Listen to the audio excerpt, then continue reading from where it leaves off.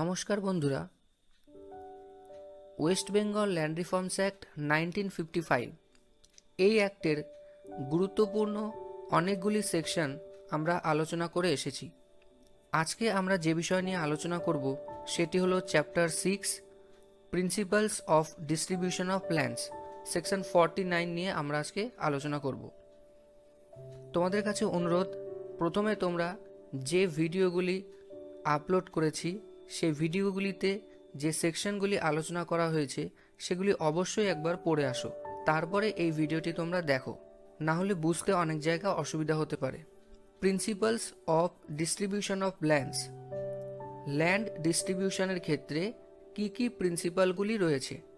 এখানে কোন ল্যান্ডের কথা বলা হয়েছে? এখানে ভেস্টেড ল্যান্ডের কথা বলা হয়েছে। যে সমস্ত ল্যান্ড স্টেট গভর্নমেন্টের কাছে ভেস্ট হয়ে যায়, অর্থাৎ স্টেট গভর্নমেন্ট কোনো ল্যান্ড নিজের অধীনে নিয়ে নিলে তাকে বলা হয় ভেস্টেড ল্যান্ড। সেই সমস্ত ল্যান্ড স্টেট গভর্নমেন্ট কিভাবে সেটেলমেন্ট করে, অর্থাৎ ডিফারেন্ট ক্লাস অফ পার্সনসদের কাছে কিভাবে ডিস্ট্রিবিউট করে, সেই ডিস্ট্রিবিউশনের প্রিন্সিপালগুলি আমরা আজকে সেকশন 49 আলোচনা করে জানব। Section 49 subsection 1, notwithstanding anything contained elsewhere in this act or in any other law for the time being in force, এই অ্যাক্টের অন্যত্র অর্থাৎ অন্য কোথাও অথবা অন্য কোনো লতে যাই থাকুক না কেন, settlement of any land which is at the disposal of the state government, state গভর্নমেন্টের অধীনে থাকা কোনো ল্যান্ডের সেটেলমেন্ট, অর্থাৎ যে সমস্ত ল্যান্ড স্টেট গভর্নমেন্টের কাছে ভেস্ট হয়ে গেছে সেই সমস্ত ল্যান্ডের সেটেলমেন্ট করা হবে। Shall be made without any premium being charged for it in such manner as may be prescribed, অর্থাৎ স্টেট গভর্নমেন্টের অধীনে থাকা ভেস্টেড ল্যান্ডগুলি কোনো রকম প্রিমিয়াম চার্জ ছাড়াই সেটেলমেন্ট করা হবে। প্রিমিয়াম মানে কোনো অ্যামাউন্ট, কোনো টাকা ছাড়াই সেগুলি কোনো ব্যক্তি বা ব্যক্তিগণদের কাছে ডিস্ট্রিবিউট করা হবে, তার জন্য কোনো টাকা লাগবে না। With persons who are residents of the locality where the land is situated, সেই সমস্ত ব্যক্তিদেরকে এই ল্যান্ড দেয়া হবে যারা ওই ল্যান্ড যেখানে অবস্থিত, যেখানে সিচুয়েটেড, সেই লোকালিটিতে বসবাস করে। রেসিডেন্টস মানে সেই লোকালিটিতে তারা থাকে। And who together with other members of their family own no land, এবং সেই সমস্ত ব্যক্তিদেরকেই দেওয়া হবে যাদের কাছে কোনো ল্যান্ড নেই এবং অবশ্যই ফ্যামিলি মেম্বারের কারোর কাছেই কোনো ল্যান্ড নেই। Or less than 0.4047 hectares of land used for the purpose of agriculture, এবং যদি কোনো ল্যান্ড থাকেও, যদি কোনো এগ্রিকালচারাল ল্যান্ড থাকেও, তাহলেও 0.4047 হেক্টরের কম ল্যান্ড রয়েছে এরকম ব্যক্তিকেই শুধুমাত্র ভেস্টেড ল্যান্ড ডিস্ট্রিবিউট করা হবে। 1/2 of the lands cultivated by them as borgadars being taken into account for the purpose of calculating the aggregate of such land, যদি দেখা যায় যে ওই ব্যক্তি যাকে ভেস্টেড ল্যান্ড ডিস্ট্রিবিউট করার জন্য সিলেক্ট করা হয়েছে সে একজন বর্গাদার, যদি বর্গাদার হয় তাহলে বর্গাদার হিসেবে সে অন্য কারোর জমিতে চাষ করে। এবার সে যতটা পরিমাণ জমি বর্গাদার হিসেবে চাষ করে তার অর্ধেক পরিমাণ জমি হিসাবের মধ্যে নিয়ে এবার হিসাব করা হবে যে তার কাছে টোটাল কত জমি রয়েছে। এবার দেখা হবে যে তার কাছে যেন 0.4047 হেক্টরের কম ল্যান্ড থাকে।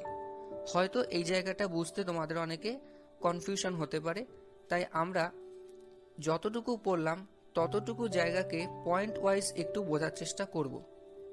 প্রথম পয়েন্টে বলছে স্টেট গভর্নমেন্টের অধীনে থাকা কোনো ভেস্টেড ল্যান্ড যদি কোনো ব্যক্তিকে ডিস্ট্রিবিউট করা হয় তাহলে তার কাছ থেকে কোনো প্রিমিয়াম চার্জ নেওয়া হবে না। দ্বিতীয় পয়েন্ট বলছে যে ব্যক্তিকেই এই ভেস্টেড ল্যান্ড ডিস্ট্রিবিউট করা হবে সে যেন ওই ল্যান্ড যেখানে থাকে সেই এলাকার বাসিন্দা হয়। তারপরে বলছে এই ল্যান্ড তাকেই দেওয়া হবে যার ফ্যামিলিতে বা যার কাছে কোনো নিজস্ব ল্যান্ড নেই, অর্থাৎ যে কোনো ল্যান্ডের মালিক নয়, যার কাছে কোনো ল্যান্ড নেই। তারপরে বলা হলো যদি ল্যান্ড থেকেও থাকে কোনো এগ্রিকালচারাল ল্যান্ড, তাহলেও যেন সেটি 0.4047 হেক্টরের কম ল্যান্ড হয়। তারপরে বলছে যে তার কাছে এগ্রিকালচারাল ল্যান্ড 0.4047 হেক্টরের কম আছে, ঠিক আছে, কিন্তু সে যদি কোনো বর্গাদার হয়, সে যদি অন্যের জমিতে চাষ করে, তাহলেও বর্গাদার হিসেবে সে যতটা পরিমাণ জমি চাষ করে তার অর্ধেক পরিমাণ জমি তার নিজস্ব মালিকানা হিসেবে থাকা জমির সাথে যুক্ত করে দেখা হবে যে তার কাছে 0.4047 হেক্টরের কম জমি যেন থাকে। ধরো রাজু নামে একজন ব্যক্তি, রাজুকে সিলেক্ট করা হয়েছে স্টেট গভর্নমেন্টের কোনো ভেস্টেড ল্যান্ড ডিস্ট্রিবিউট করার জন্য, অর্থাৎ তার সাথে ওই ল্যান্ড সেটেলমেন্ট করা হবে, অর্থাৎ তাকে ওই ভেস্টেড ল্যান্ড দেয়া হবে বলে সিলেক্ট করা হয়েছে। এবার দেখা গেছে যে রাজুর কাছে 0.4047 হেক্টরের কম ল্যান্ড রয়েছে, কিন্তু দেখা গেছে যে রাজু একজন বর্গাদার।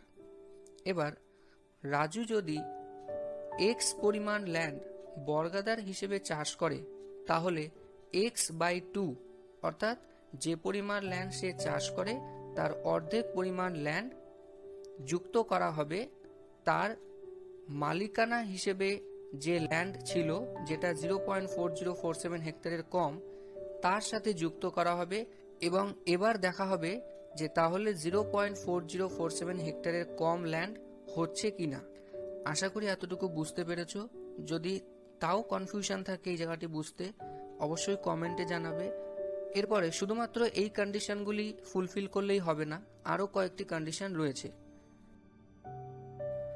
And subject to the following conditions, namely that in the case of agricultural land, যদি এগ্রিকালচারাল ল্যান্ড ডিস্ট্রিবিউটের কথা বলা হয় তাহলে কি হবে, such person intends to bring the land under personal cultivation।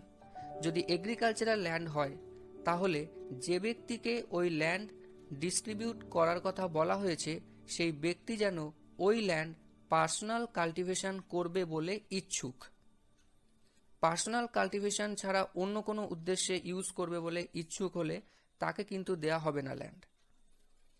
That in the case of homestead land, such person having no homestead of his own intends to construct a dwelling house thereon।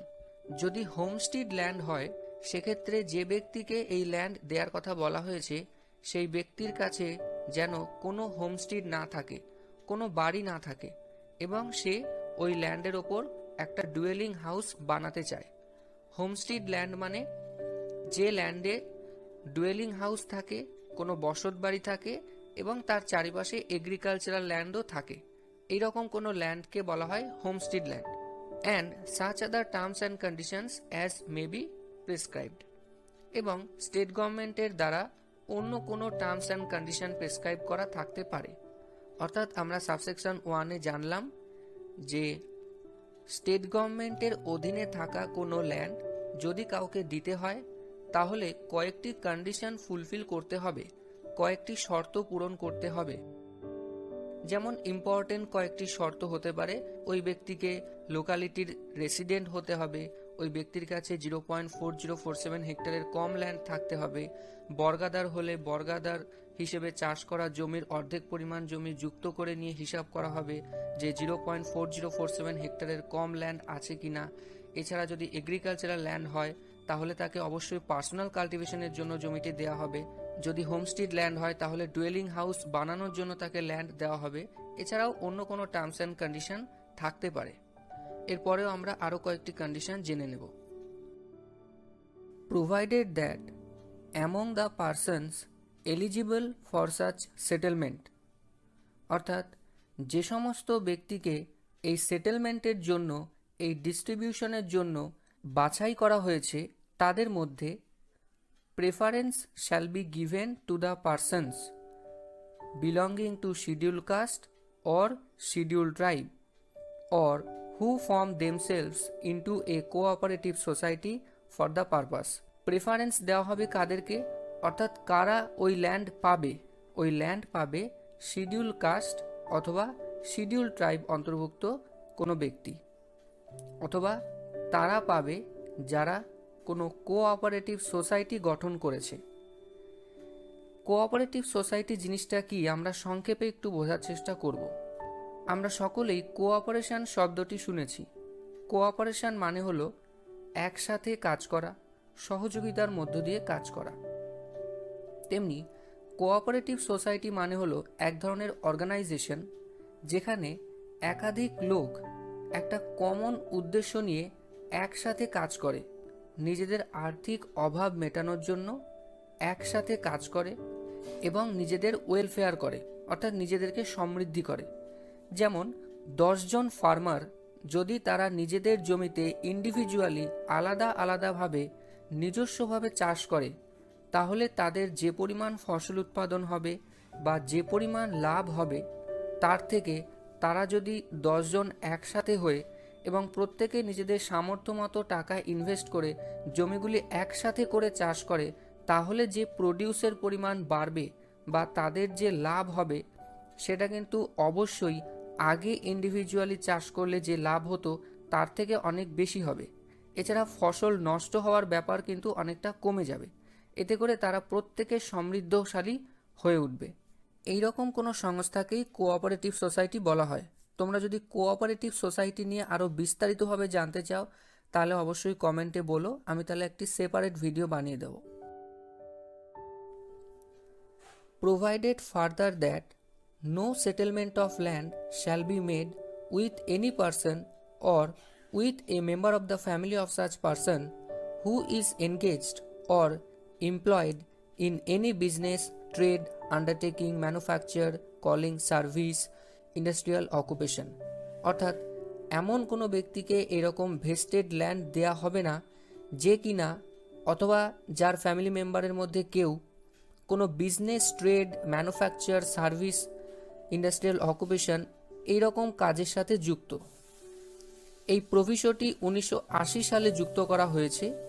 এর উদ্দেশ্য হলো যাতে agricultural লাইনের সাথে যুক্ত মানুষেরাই এই ল্যান্ডগুলো পায়। যারা বিজনেস করে, যারা সার্ভিস ইন্ডাস্ট্রি এই সমস্ত কাজের সাথে যুক্ত, তারা কিন্তু ভালোভাবে চাষ করার দিকে মনোযোগ দিতে পারবে না। এই জন্যই হয়তো এই প্রভিশনটি এখানে ঢোকানো হয়েছে।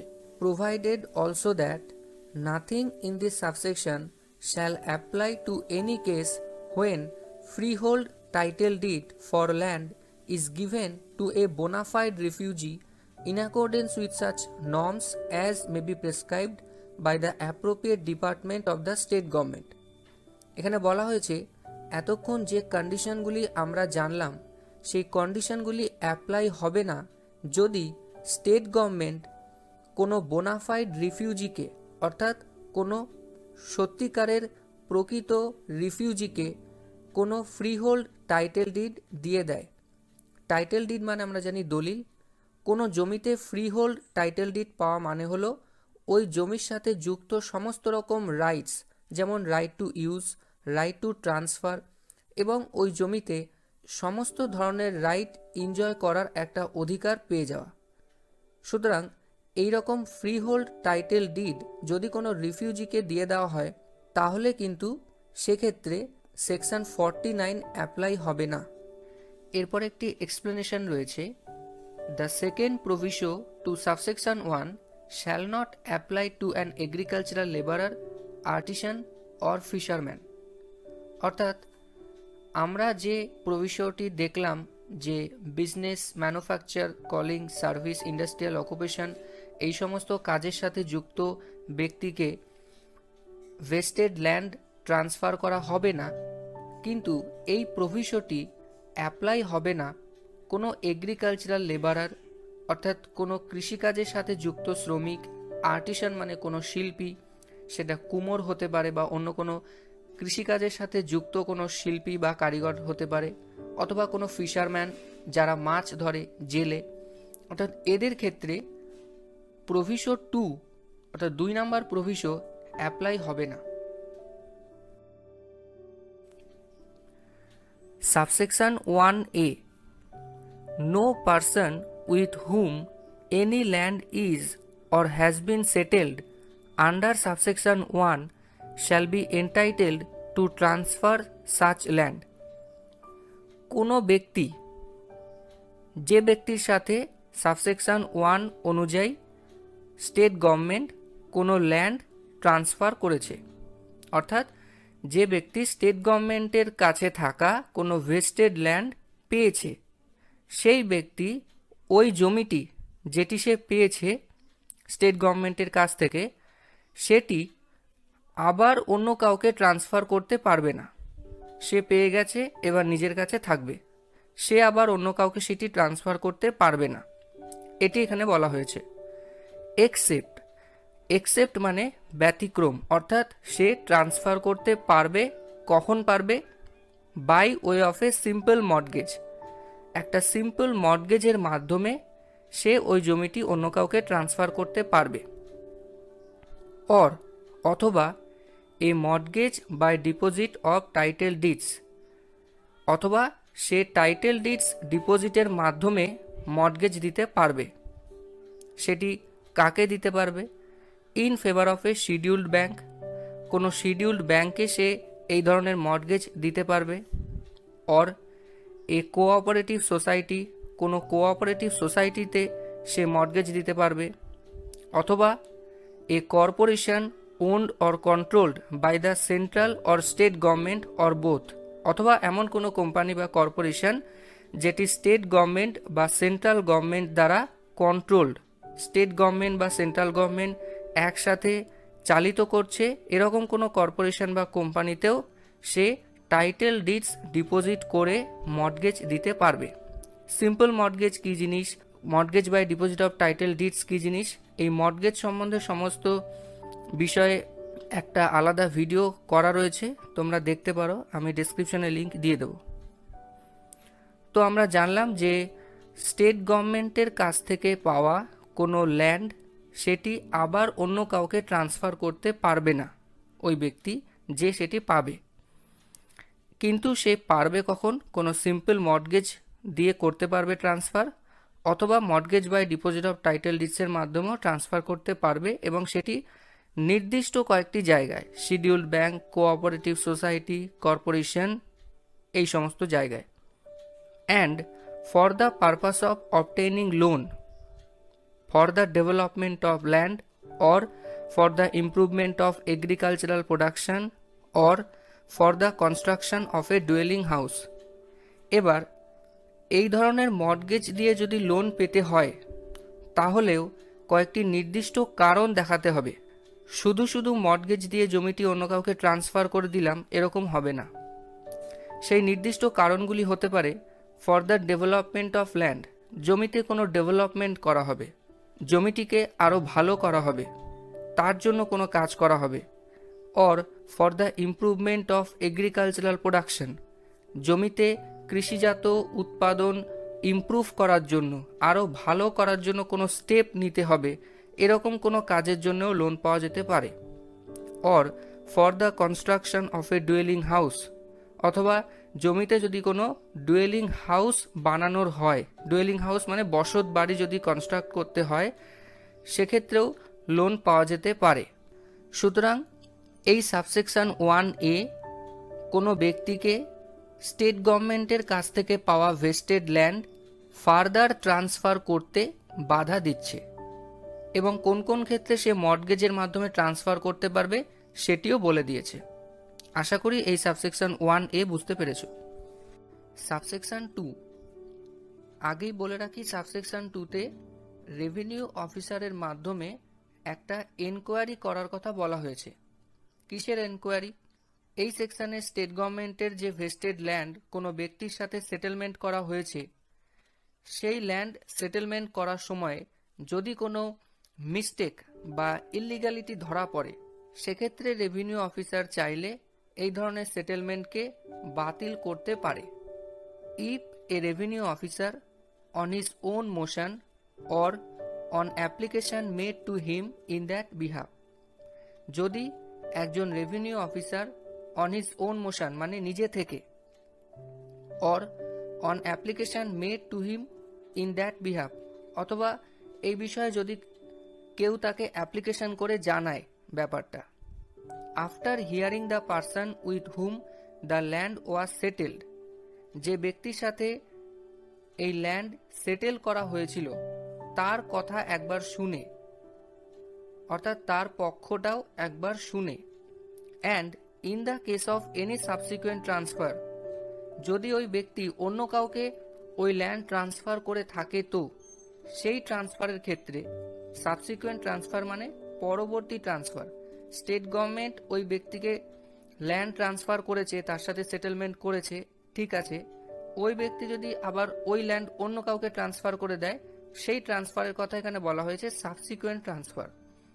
যদি ওই ল্যান্ডের কোনো সাবসিকুয়েন্ট ট্রান্সফার করা হয়ে থাকে সেই ক্ষেত্রে ট্রান্সফারি মানে যাকে ট্রান্সফার করা হয়েছে, as also the person who is for the time being in actual occupation of such land, এবং এমনও হতে পারে ওই জমিকে অন্য কেউ দখল করে রেখেছে, তাহলে সেক্ষেত্রে সেই ব্যক্তির কথাও একবার শোনা হবে। এখানে তিনজন ব্যক্তির কথা বলা হচ্ছে।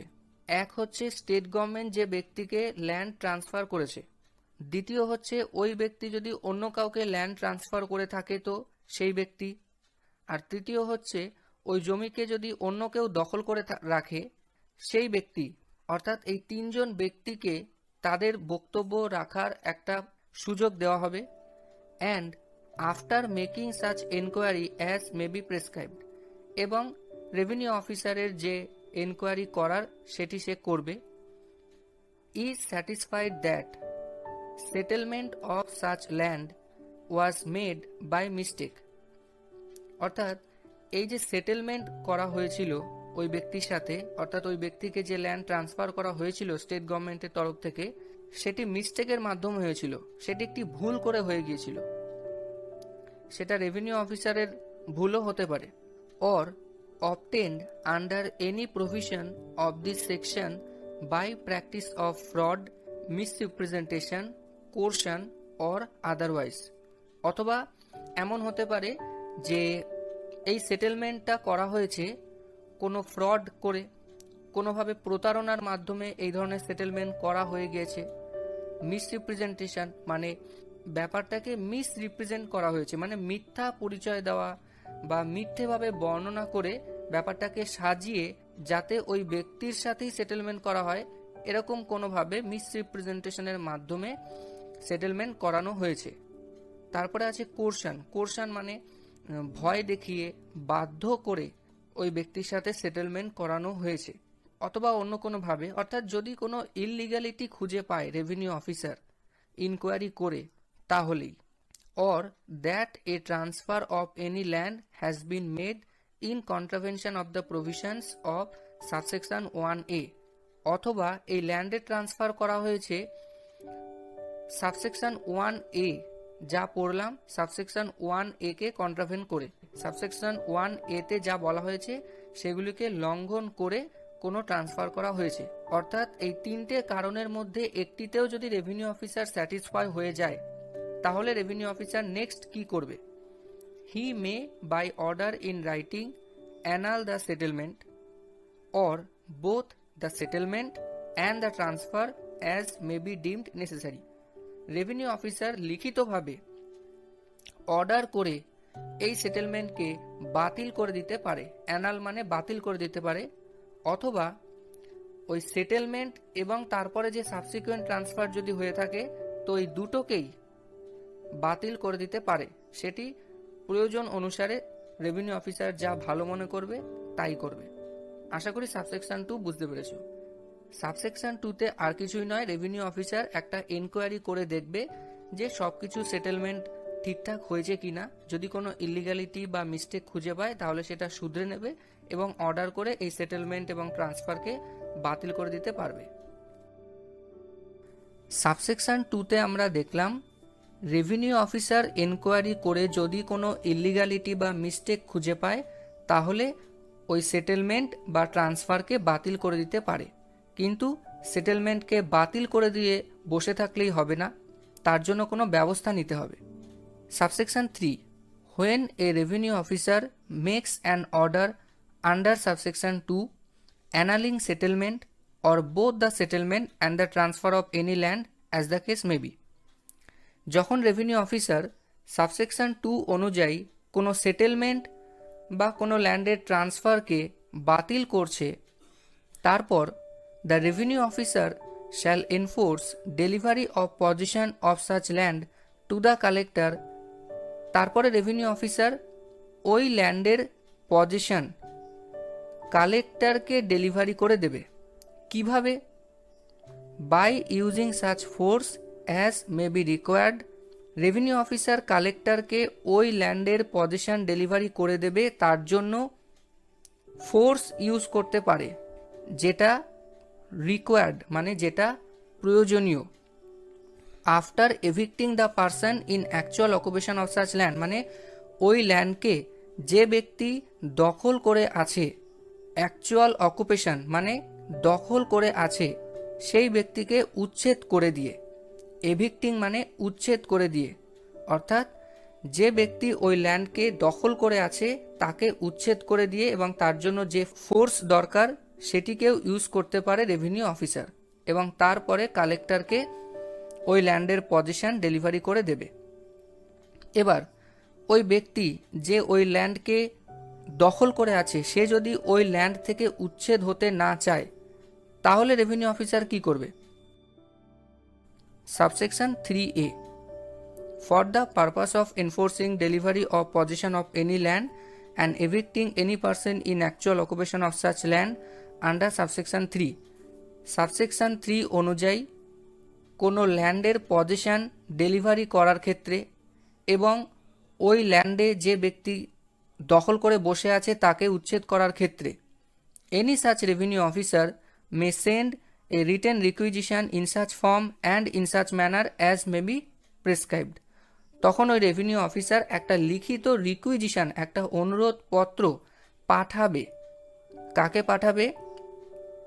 Two the officer in charge of the local police station, অর্থাৎ লোকাল পুলিশ স্টেশনের অফিসার ইনচার্জকে, অথবা to any police officer superior in rank to such officer in charge, অথবা এমন কোনো পুলিশ অফিসার যে এই ওসির থেকে সুপিরিয়র র্যাঙ্কে রয়েছে। And on receipt of such written requisition, এবং এই রিটেন রিকুইজিশন পাওয়ার পর, রিসিভ করার পর পুলিশ অফিসার কি করবে? The police officer concerned shall render all necessary and lawful assistance for enforcing delivery of possession of such land, এবং তারপর police officer সমস্ত জরুরি আইনি পদক্ষেপের মাধ্যমে ওই ল্যান্ডের পজিশন ডেলিভারি করতে সাহায্য করবে রেভিনিউ অফিসারকে। এবং কিভাবে ওই জমিতে দখল করে বসে থাকা ব্যক্তিকে উচ্ছেদ করা হবে সেটি তোমরা ভালো করেই জানো, পুলিশ অফিসাররা যেভাবে করে। আশা করি সাবসেকশন 3 এবং 3A বুঝতে পেরেছ। Subsection 4, any person aggrieved by an order made under subsection 2 may. কোনো ব্যক্তি সাবসেকশন 2 এর আন্ডারে রেভিনিউ অফিসারের দ্বারা যে অর্ডার পাস করা হয়েছে সেটির দ্বারা যদি সন্তুষ্ট না হয়। অ্যাগ্রিভড মানে কোনো ব্যক্তি যার বিরুদ্ধে রেভিনিউ অফিসার সেটেলমেন্ট বাতিল করার অর্ডার পাস করেছে, সেই ব্যক্তি যদি মনে করে যে তার বিরুদ্ধে ঠিক অর্ডার পাস হয়নি, তাহলে সেই ব্যক্তি কি করবে?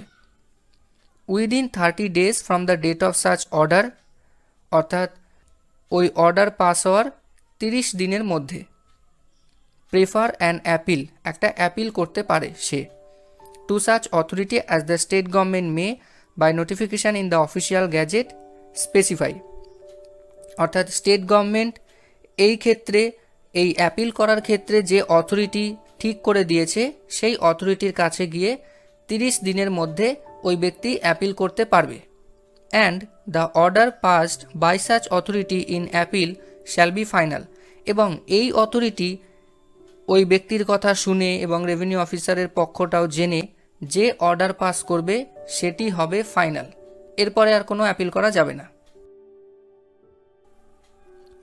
Subsection 4A, notwithstanding anything contained in the foregoing provisions of this section, এই সেকশন 49-এ এতক্ষণ আমরা যে প্রভিশনগুলি পড়লাম সেখানে যাই থাকুক না কেন সেগুলিকে গ্রাহ্য না করে the state government or an officer authorized in this behalf by the state government, অর্থাৎ স্টেট গভর্নমেন্ট বা স্টেট গভর্নমেন্টের বিহাফে কোনো authorised officer may transfer to or settle with a local body or an authority constituted or established by or under any law for the time being in force land which is at the disposal of the state government for such purpose and on such terms and conditions as may be decided by the state government, অর্থাৎ state government কি করতে পারে, state government কোনো local body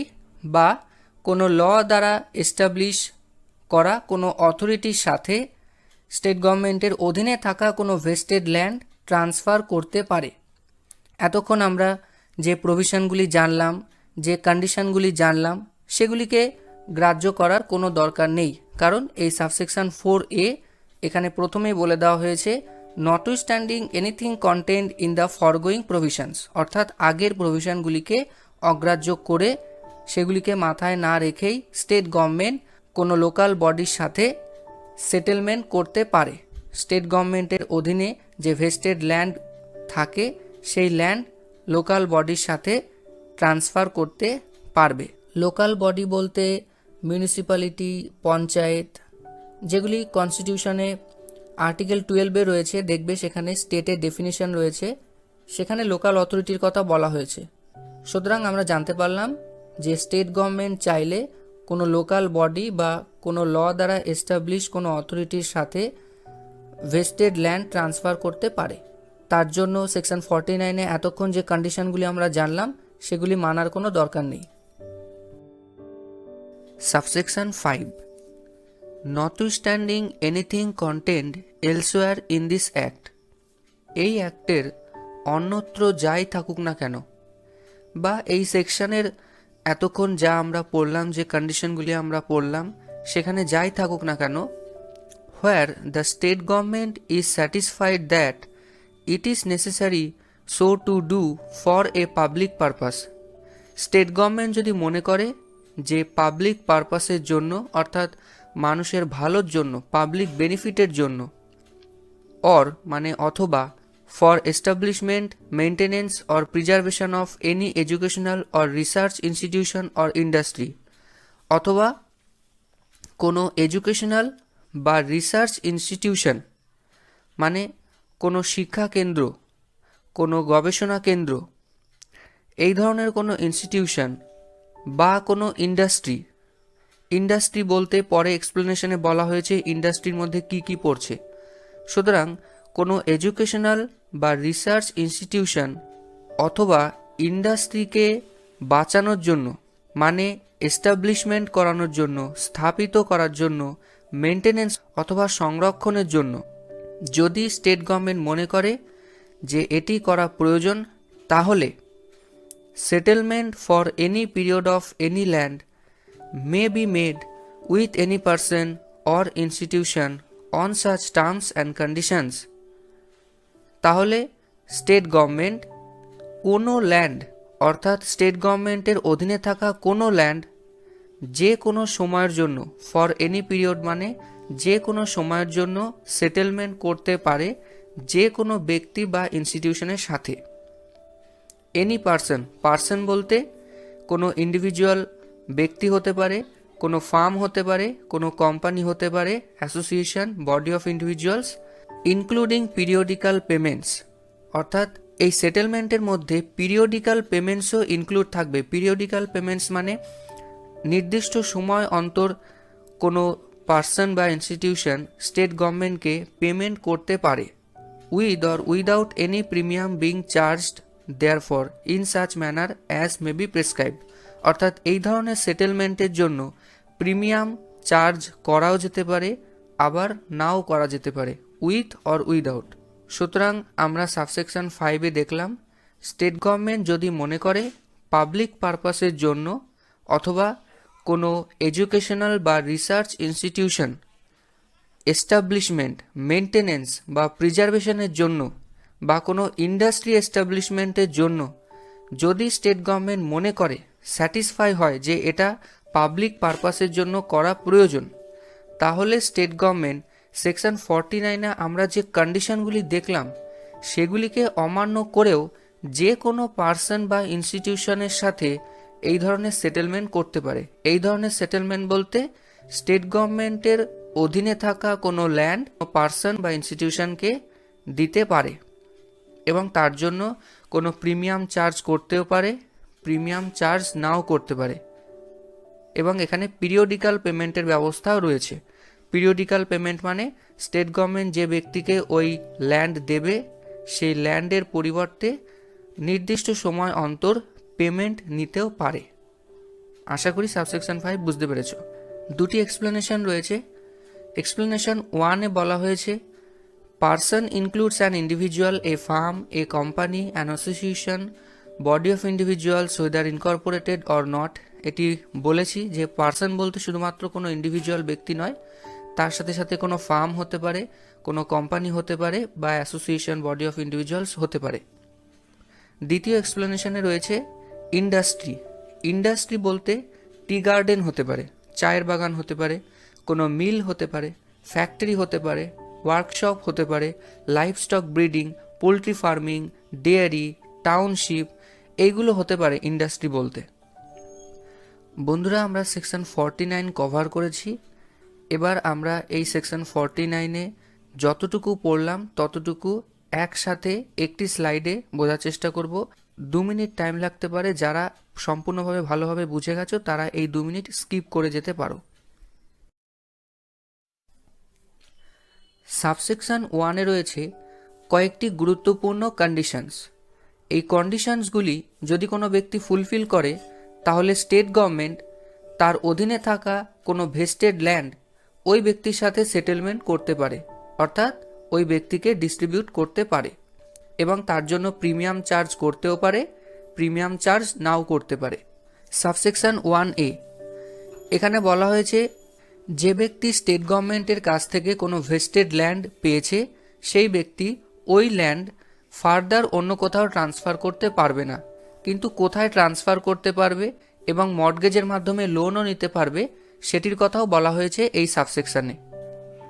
subsection 2 revenue অফিসারকে পাওয়ার দিয়েছে state government এবং যে ব্যক্তির মধ্যে সেটেলমেন্ট হয়েছে, ল্যান্ড সেটেলমেন্ট হয়েছে, সেই সেটেলমেন্টকে ইনকোয়ারি করে দেখার জন্য এবং রেভিনিউ অফিসার ইনকোয়ারি করার পর যদি কোনো মিস্টেক বা ইল্লিগ্যালিটি খুঁজে পায় তাহলে সেটি শোধরানোর জন্য ওই সেটেলমেন্টকে বাতিল করে দিতেও পারে। এটি রয়েছে সাবসেকশন 2-তে। এরপরে সাবসেকশন 3 এবং সাবসেকশন 3A এই দুটি জায়গায় বলা হয়েছে রেভিনিউ অফিসার যদি কোনো সেটেলমেন্ট বাতিল করে দেয় সেক্ষেত্রে তারপরে রেভিনিউ অফিসার কিভাবে ওই ল্যান্ডের পজিশন কালেক্টরের কাছে পৌঁছে দেবে এবং ওই জমি দখল করে থাকা ব্যক্তিকে উচ্ছেদ করে কিভাবে পুলিশ অফিসারের সাহায্য নিয়ে ল্যান্ডের পজিশন কালেক্টরের কাছে ডেলিভারি করে দেবে সেই প্রভিশনগুলি এখানে বলা হয়েছে। সাবসেকশন 4-এ বলা হয়েছে যদি কোনো ব্যক্তি রেভিনিউ অফিসারের অর্ডারে সন্তুষ্ট না হয় তাহলে সে স্টেট গভর্নমেন্ট দ্বারা স্পেসিফাই করা কোনো অথরিটির কাছে অ্যাপিল করতে পারে।